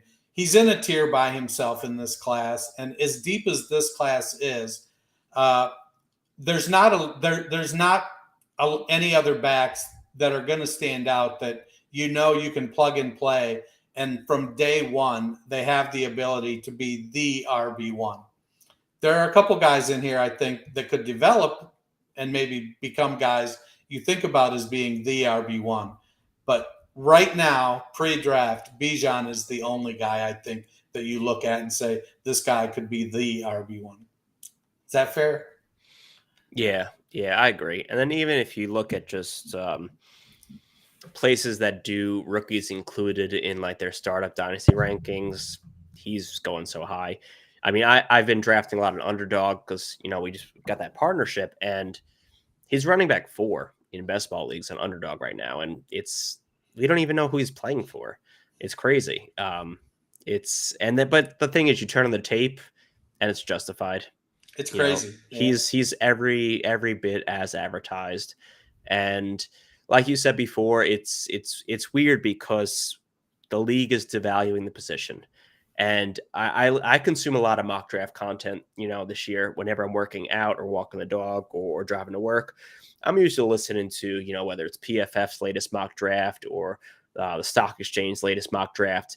And every time the two co-hosts always come to the same conclusion.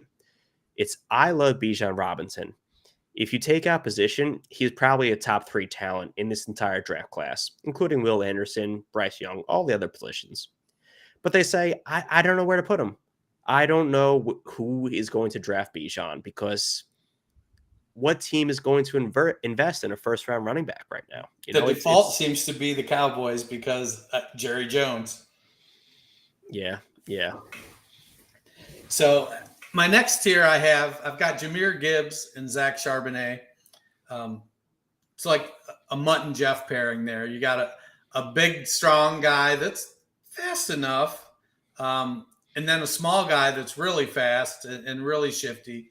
And they're kind of my RB 2 and 3. I think if I'm on the clock and I'm drafting a running back at, let's say 105 in a super flex, and I'm looking at running back, probably 7 out of 10 times, 6, maybe 7, probably 7, I'm going to take Gibbs over Charbonnet.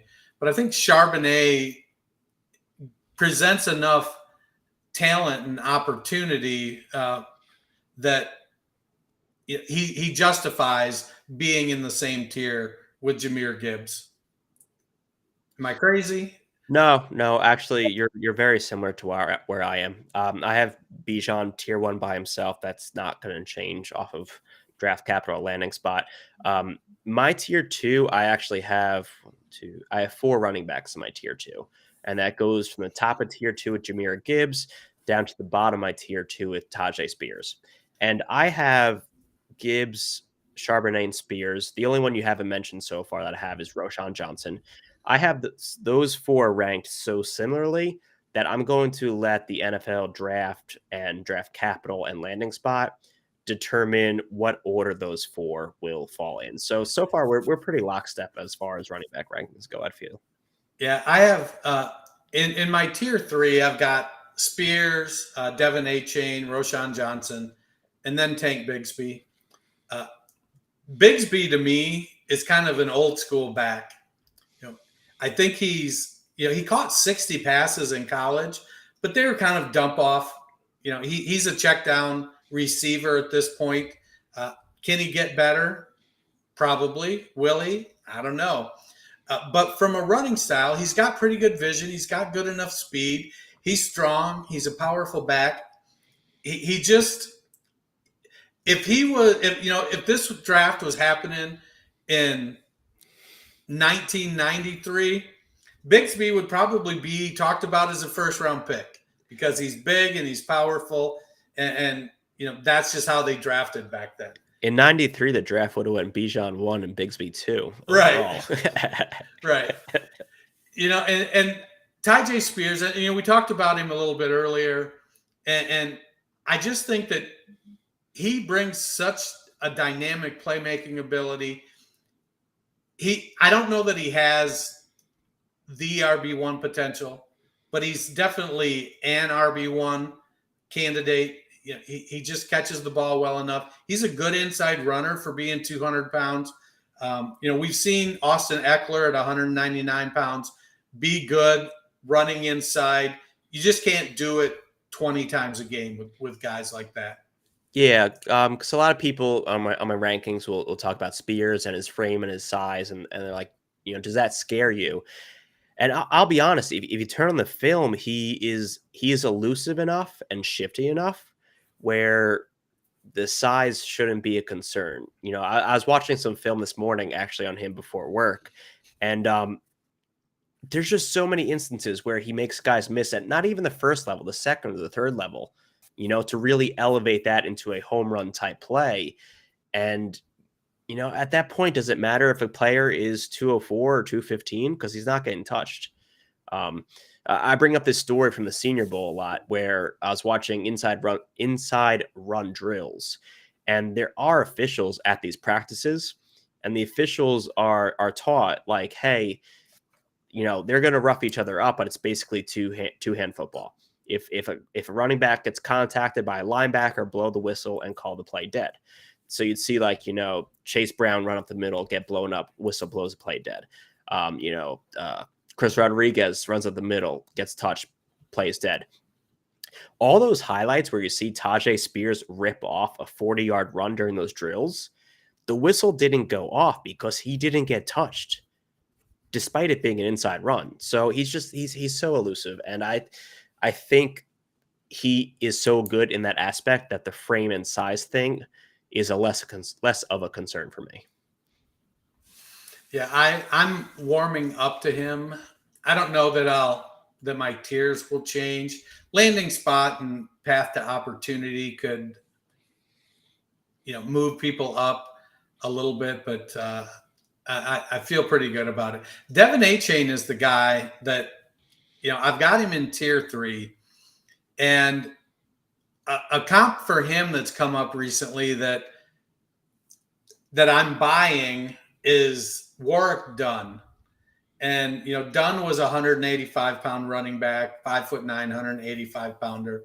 He was paired with Mike Allstott.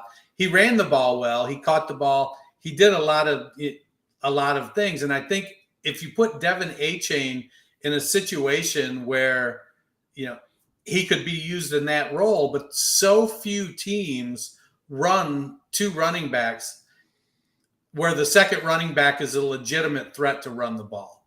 We've got some Kyle Juszczyks and Gabe Neighbors and some of these fullbacks around the league, but they're not legitimate run the ball threats like Mike Allstott used to be.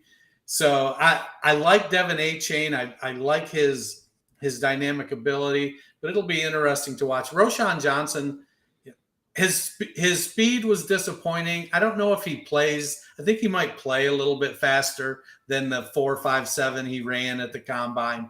But he's a big back. I think he can do a lot of things. I think he'll end up being relegated to a committee as well. I know we didn't talk about this landing spot before, but it's one that I came up with today and I really love. So, you joked about Jerry Jones being obsessed with a Texas running back in the draft. And what if it's not Bijan? What if the Cowboys draft Roschon Johnson in the second or third round and you have him paired with Tony Pollard this year, Pollard being eased back into the offense coming off the injury? The thing with Roschon is he is... Now, listen, I'm not trying to be hot takey. I'm not saying that Roschon is just like Ezekiel Elliott, but Roschon is what I would classify as a professional running back. He does the things that a coach wants that don't get ticked off on the scorecard. He is an A-plus pass protector. He has the football IQ because he used to be a quarterback to know, like, hey, my quarterback is getting killed out there. I need to just hang on the flats a little bit and just give him an outlet.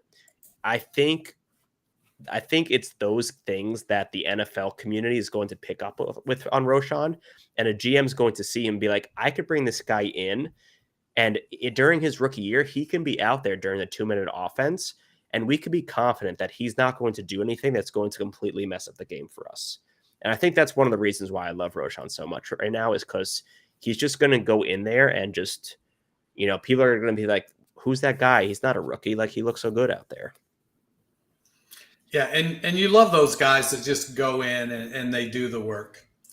So checking in my tier 4, I've got Kendre Miller, Kenny McIntosh, and Izzy Abanikando. They're kind of all the same size, pretty close, but they have very different skill sets. McIntosh is he's a receiving back at 5'11", 206. You met with him at the Senior Bowl. He seemed like he felt like he should be, how I would have characterized it. Kendre Miller is a guy that I'm our writer Dwight Peebles loves Kendre Miller. Kendre Miller is his running back in the late first. Miller has some skills.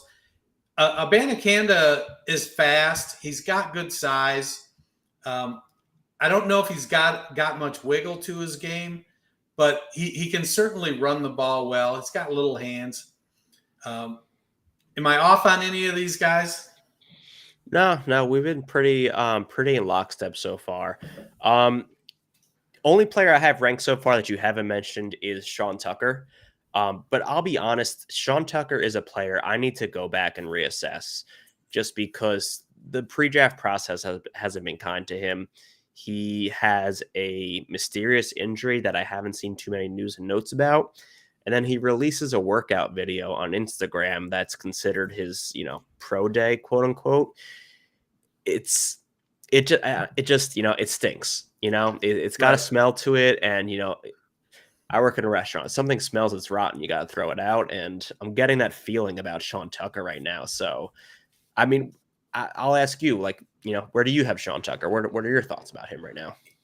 Tucker is in my next tier. So and the next tier is the largest tier that I have so far. There's 5 guys in it.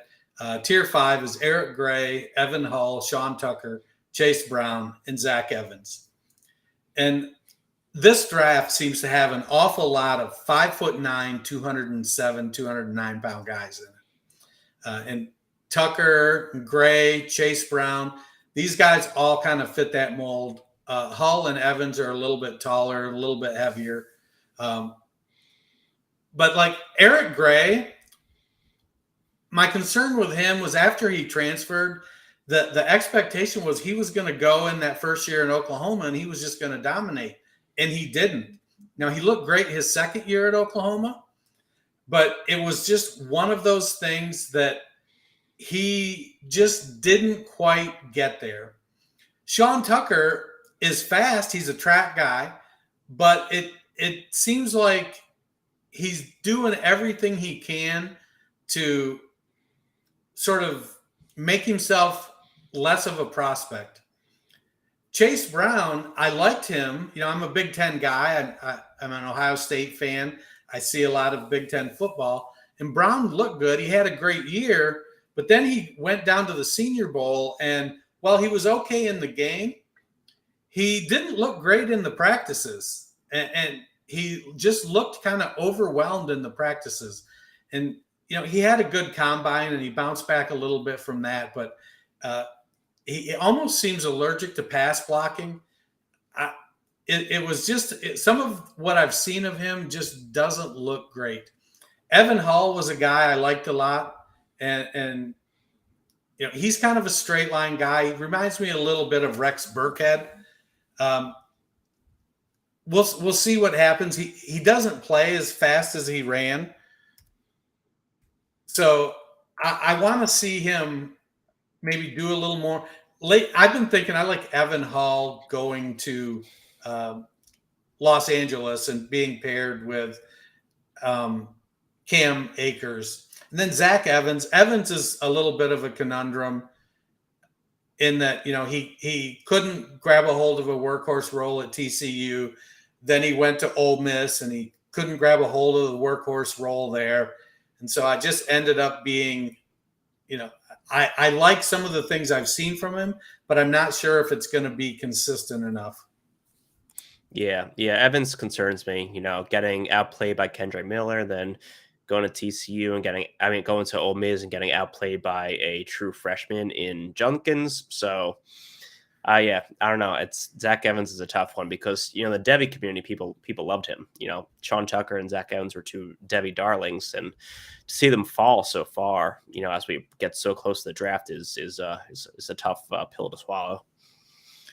Yeah, I want to see. I want to see how they go. I want to see them their landing spots. But this is a group that I feel like one of them is gonna end up being something, and the other